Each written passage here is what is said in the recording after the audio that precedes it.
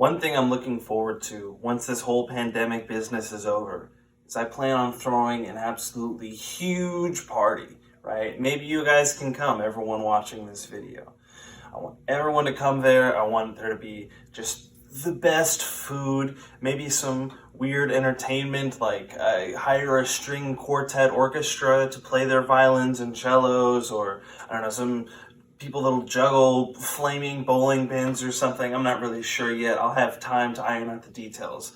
But I know for sure I want to throw a huge party, right? Because we've received, hopefully by this point in the future, we will have received this great gift, right, of being liberated and freed from this pandemic going on right now, right?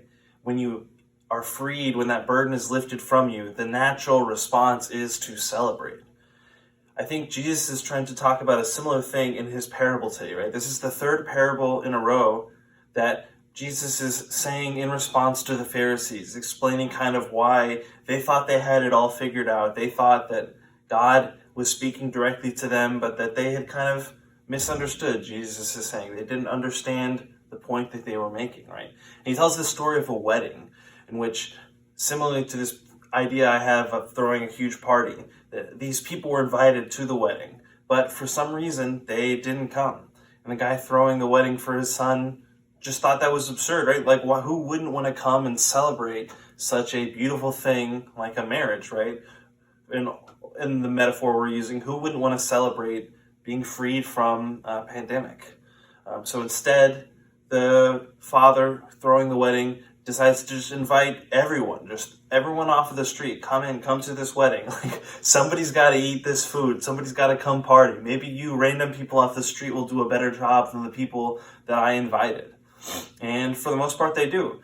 There is one person that doesn't come prepared. He wears robes that aren't fit for the wedding, and he gets thrown out, right? So what does this mean, right? Obviously, you can compare the Pharisees to the group at the beginning, right? And sometimes that is us, right? We're the Pharisees that we don't want to come celebrate something that deserves celebration, right? The liberation of all people through Jesus, right? Jesus saying that I am yours and I'm here to free you from the things of this world that control and bind you. Like, let's celebrate that. That's awesome. It's amazing grace, right? And sometimes we're the Pharisees that don't realize that we have anything worth being celebrated, and we get caught up in our own lives and caught up in the own things that control us, and we no longer see the magnificent grace of God. Sometimes we're the people that celebrate. I mean, it's great to celebrate. It's a lot of fun to party. It's a lot of times it's great.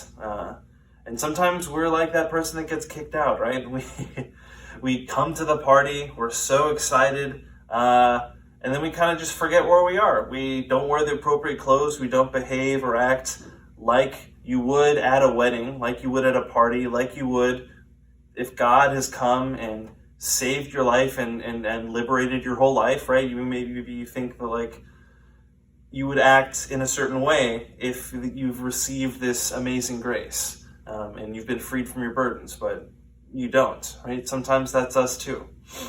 So these stories, these parables, right, that Jesus is telling, they speak to a specific truth in the time that he was saying them, right? They accomplish a specific task of laying out the difference between these Pharisees and the people following him, right?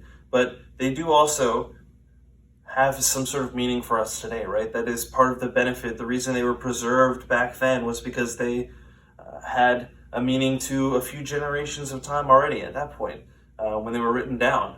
And so now they can have meaning to us, right, if we try to understand them. So let's try and think about this. Are we living our lives like we would if we'd been liberated from this great thing?